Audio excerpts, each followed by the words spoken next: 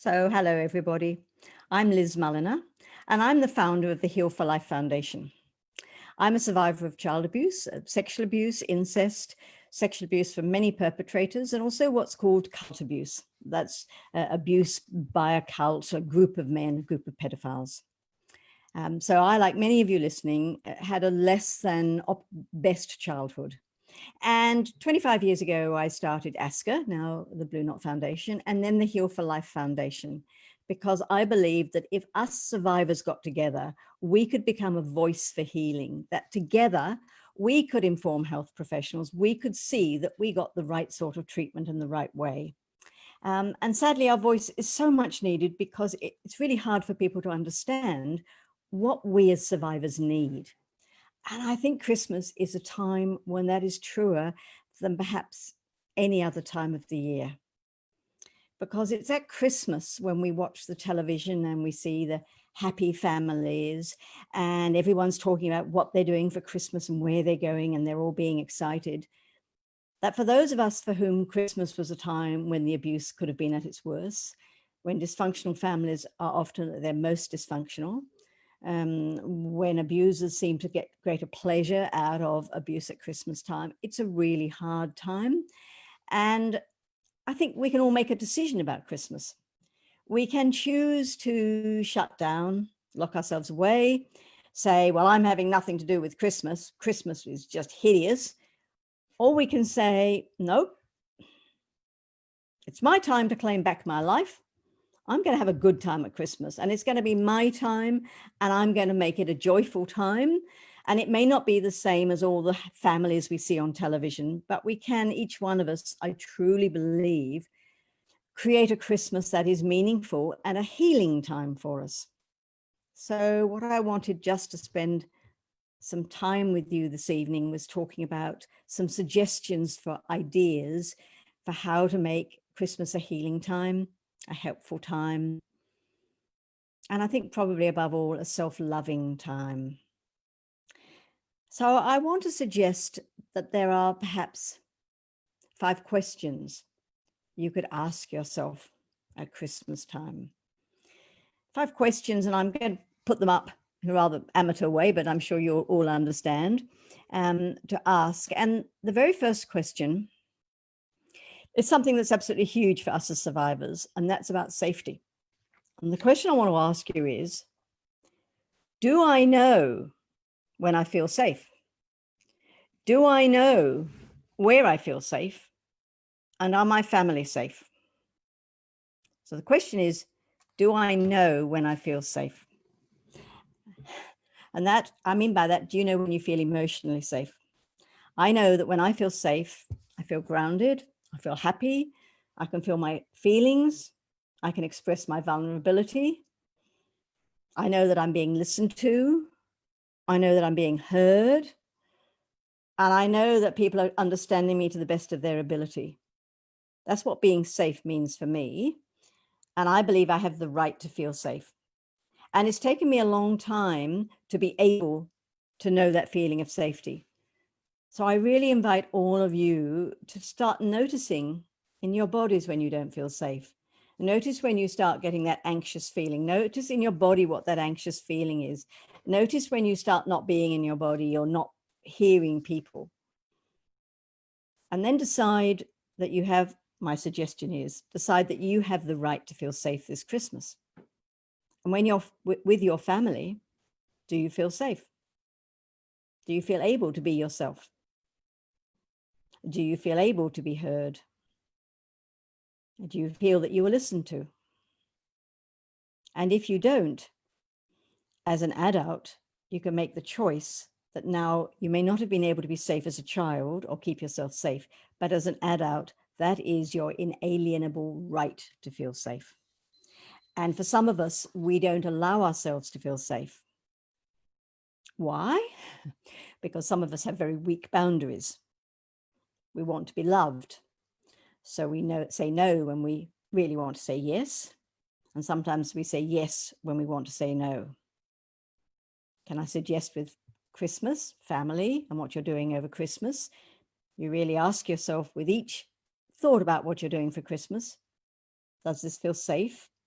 Do I want to do it? And you have the right to do what you want to do. And be aware of the inner critical voices which say, oh, no, you're not good enough, and no, you're not lovable, and no, you have to do, and all that. And those are inner critical voices. So bid them goodbye.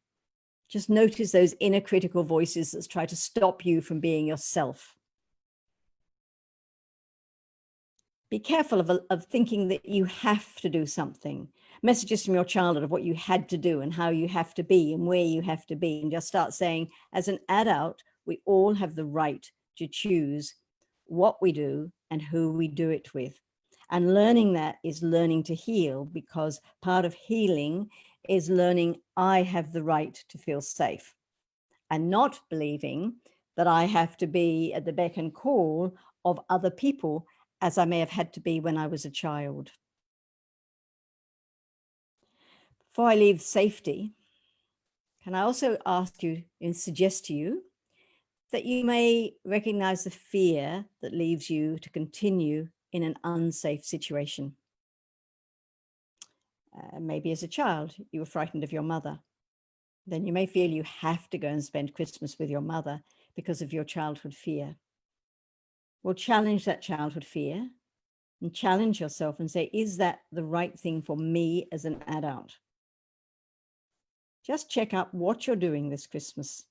Check up whether it's safe for you, and whether you're doing it out of fear, whether you're doing it out of obligation, or you're doing it because of childhood messages. And start recognizing that you can start being an adult and choosing what you do. And start developing, I'd love to suggest, that stronger adult self rather than that child self. So the stronger adult chooses what you're doing rather than that often for each of us a rather frightened child self. So that's my first suggestion, is work out what you need in order to feel safe. Do you feel safe with your family? And do you really know when you feel safe? And just before I leave safety, do you have a safe place? Do you know you have the right to be safe?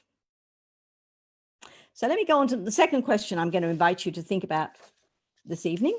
And hopefully if I hold it up, you'll be able to see it. And next time I may have mastered how to do it a more professional looking way. What I want to ask you is now is, do I know how to feel my emotions? And do I know how to de-trigger myself? Do I know how to feel my emotions? And do I know how to trigger myself? The first question is huge, because if we don't know how to feel our emotions, if we don't allow ourselves to feel our emotions, then it leads to anxiety, depression, physical ailments, chronic fatigue syndrome. It's not our brains, our bodies, our mind bodies are made for us to be able to express and feel our emotions.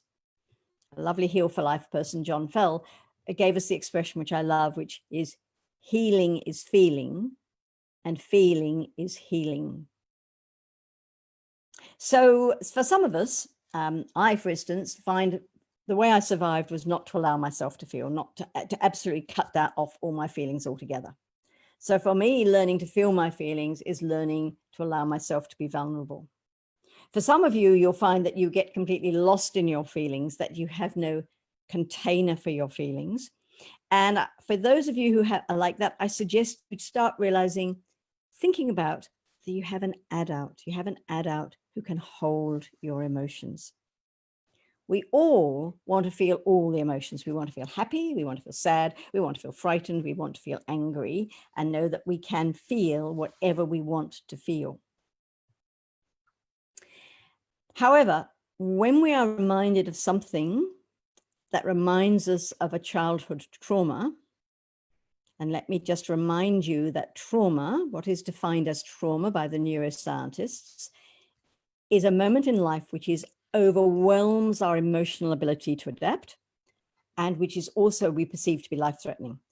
When we have an incident like that, then that incident gets locked into our unconscious brain, and whenever we are reminded of it or by something that is similar, then we do what is called triggered. So if I give you a simple, hopefully easy example, a little girl crossing by a red light gets run over by a car. Then the trauma, the pain, the awfulness, the fear of being run over, seeing the car coming at her, into her brain will be locked that red lights are dangerous. And forevermore, when she sees red lights, she will be what we call triggered. Now, there's a very simple trick that all our lovely Heal for Life people know, but I think we all can remind ourselves again and again and again about, which is that when we feel unsafe or we feel that anxiety, when something happens and we know we're not okay,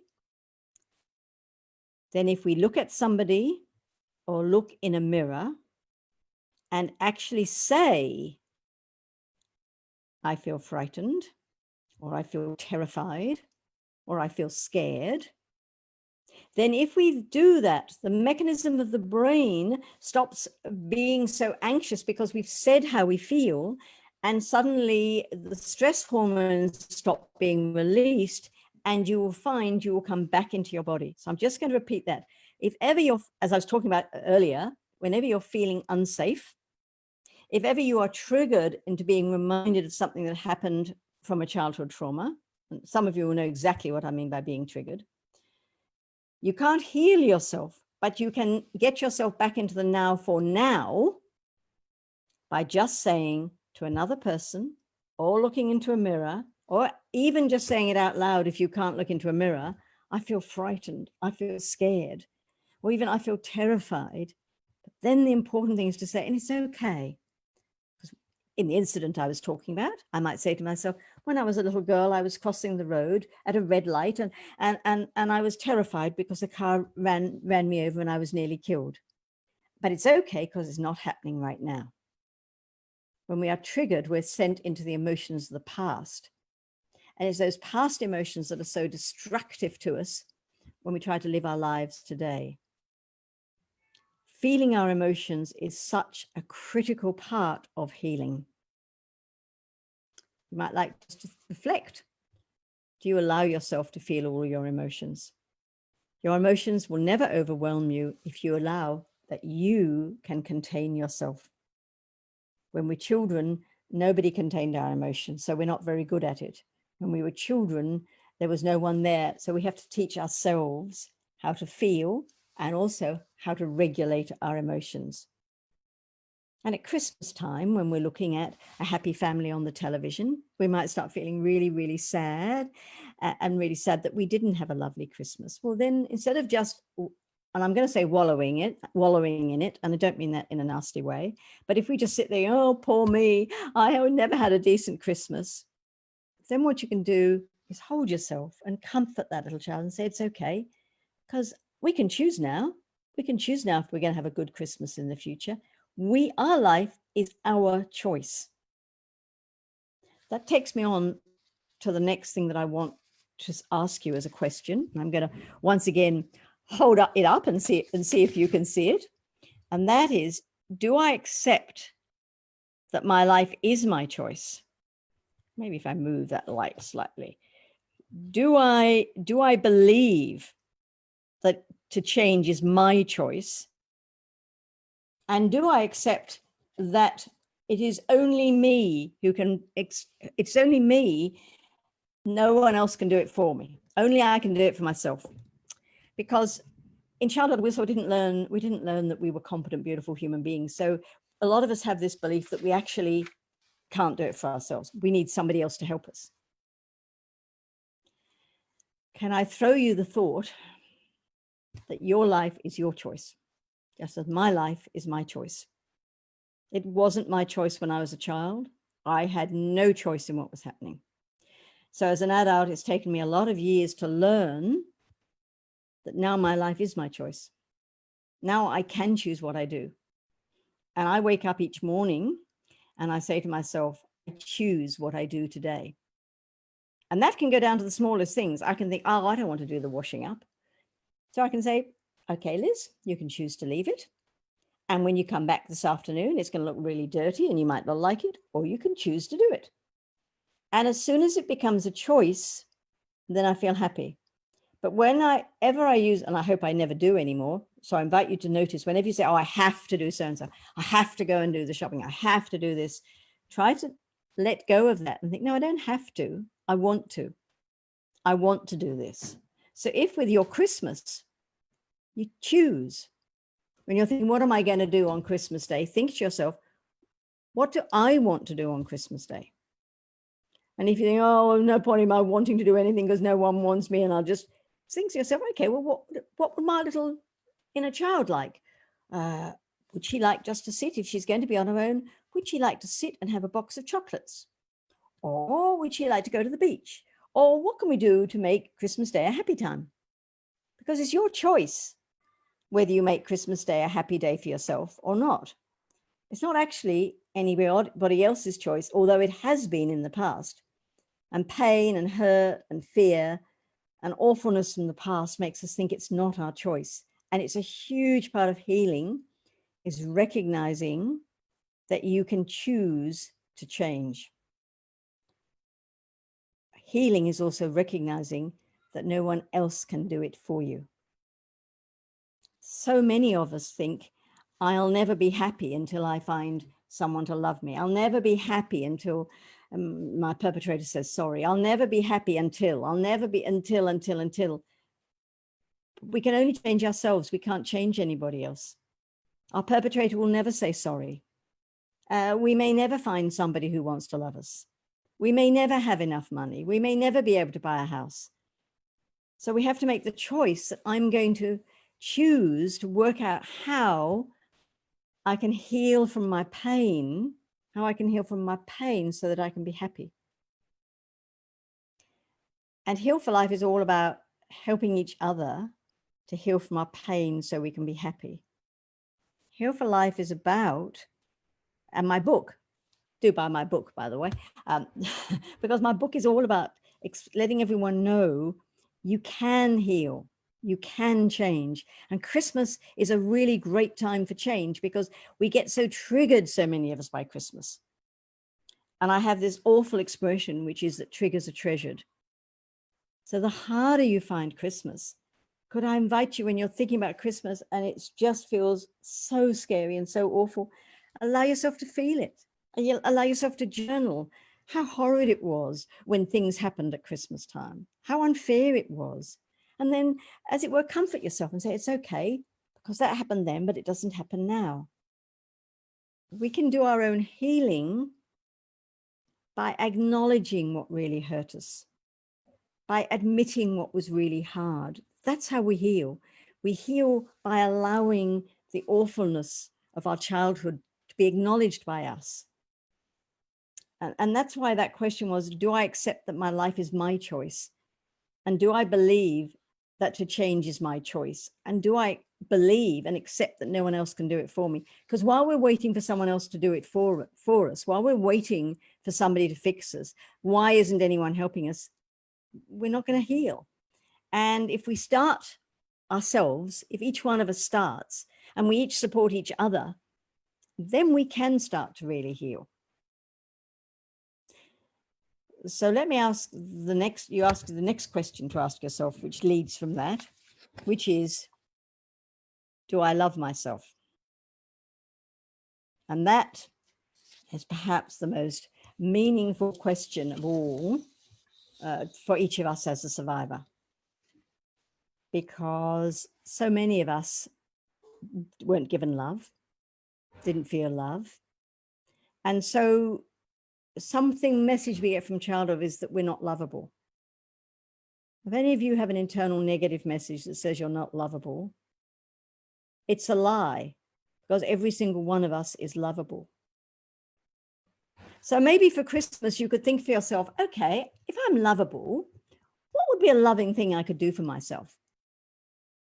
Would it be lovable to go to one of the thrift shops and just find something that I just love for me and spend $2 just for me, just something that I love and I can look at over Christmas and thought, I bought that for me because I love myself. Learning to love myself, for each of us to learn to love ourselves, is very, very difficult. And it does involve things. So maybe over Christmas, like you could put a message under the mirror saying, I'm lovable. And just try to look in the mirror and say, I'm lovable. And if you can't look in the mirror, just don't look in the mirror, but say, I'm lovable.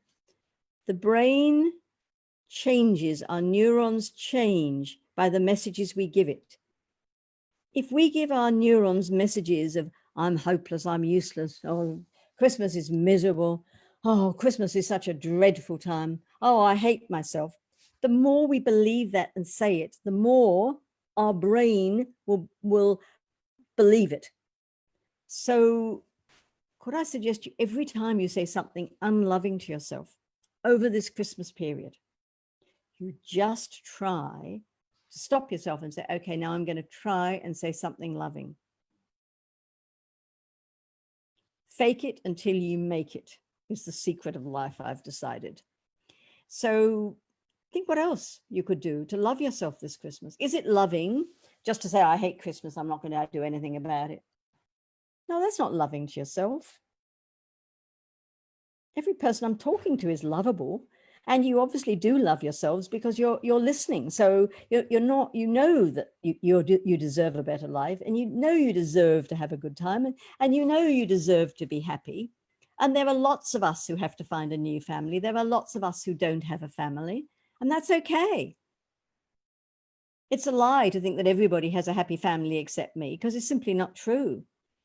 I'm completely surrounded by beautiful survivors of child abuse, and we are our own community. And here on our Facebook page, we can all send everyone loving messages. We can be our own family. We can create our own reality. But the first thing we have to do in order to do that is to start doing our own work on ourselves. Because while we believe I am not lovable, then we don't reach out to other people. Then we don't even post something saying, hey, oh, would someone like to say something loving to me, because we don't think we're worth it. So I know that the first step for so many people is just to sit down and think, do I love myself?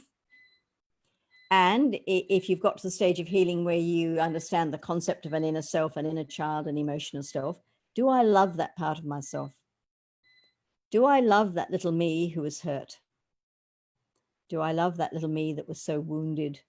Do I love that part of myself that suffered so much over Christmas? Because it's only me who can give love to that part of me that was hurt so much at Christmas time. It's only me who can love myself and say, it's okay. That happened when I was a kid, but it's not going to happen this Christmas, because I'm going to make sure it doesn't happen this Christmas, because I know I deserve better. Everyone deserves to love themselves. Everyone deserves to love themselves. And unless I can love myself, I can't hope for anyone else to love me, and I can't give real love to anyone else. Loving starts with me. It doesn't start with me giving love to you. It starts with me loving me. And when I love me, then I have enough love that I can love you, my children, my husband, my community. I can't do that unless I start with loving me. So could I invite you all to think, what can you do each day over the holiday period that is loving for you, just you? And it might be loving to go and do the gardening rather than clean the house. It might be loving to lie in bed all day. It might be loving not to lie in bed all day, but to go for a walk. It might be loving to really do what you want to do. I don't know, because for each one of us, what works for us is different. But with the 5 languages of love, if you happen to know your language of love, don't wait for someone to do it to you. Do it to yourself. If your language is love is gifts, buy yourself a gift. If the language of love is loving acts of service, do an act of service to yourself. Think of loving, first of all, as loving self, because for me, that's where healing starts, is learning to love myself. Which leads me to my last question. which I'm going to hold up, although I'm a bit confused because it's coming up upside down, but still, am I prepared to put the time into healing myself? Which may sound a stupid question, but for any of you who've been here and done healing weeks or been involved with Heal for Life, you've probably learned that just like any other illness, we heal dependent on how much time we spend on healing. You don't heal from cancer by not following what you're told to do. You don't heal from any other illness by just ignoring it. We have an illness of the brain that we deserve to heal from. And it's an illness of the brain that means we have to undertake certain activities to heal. I've mentioned just a few of them, and there are so many things that we have to do in order to start healing ourselves. But probably the first step we have to take if we want to heal ourselves is to decide we're going to, because that is the first step towards healing. Healing is deciding, actually, I can heal and I'm going to. And I'm going to acknowledge my childhood, and I'm going to acknowledge my childhood pains, and I'm going to love myself, and I'm going to recognize that the negative messages I was given as a child are not true. I am not unworthy. I am not unlovable. I am not good enough. I am not a slut. I am actually a beautiful human being. I am actually someone who has the right to heal. I am someone who is put on this earth to be more than my abuse. Each one of us is more than our childhood abuse. My childhood abuse doesn't define me. It doesn't make me. It is a part of how I am who I am, but it's not the whole of me. The whole of me is a whole lot of other things.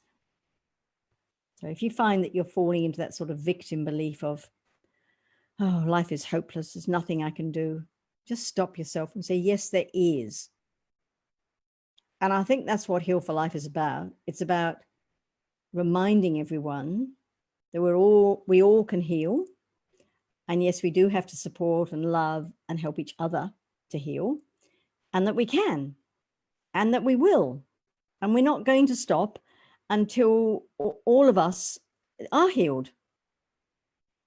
But that only happens if we all get involved. It doesn't happen from me sitting here saying, let's all, it's get healed. It happens when we all get together, when we help each other, when we say this is really important, that each one of us believes that we are lovable, and each one of us doesn't ring each other up just to say, oh, my life's so awful, but we ring each other up to say, hey, I just want to ring you up to say you're a really fabulous person. Healing is about loving myself. And then after that, I can let go of the need to be obsessed about myself. That's a bit of a hard statement to say. But anyway, let me just say again, healing is fabulous. I haven't said it before, but Christmas is a great time to get into your healing. A lot of people, you're not working. If you're working, you're not working for 3 weeks. If you're a person who's living at home alone, it's a time when the shops are shut. It's a time when you can give time to yourself to heal. It's a time for healing. It's a time for growth. It can be a time when we emerge from the Christmas period with a sense of moving forward. I do invite everybody not to think of it as a time for locking yourself away and just thinking, let's just get to the other end of it.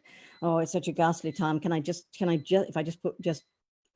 get past it. No, don't just get past it.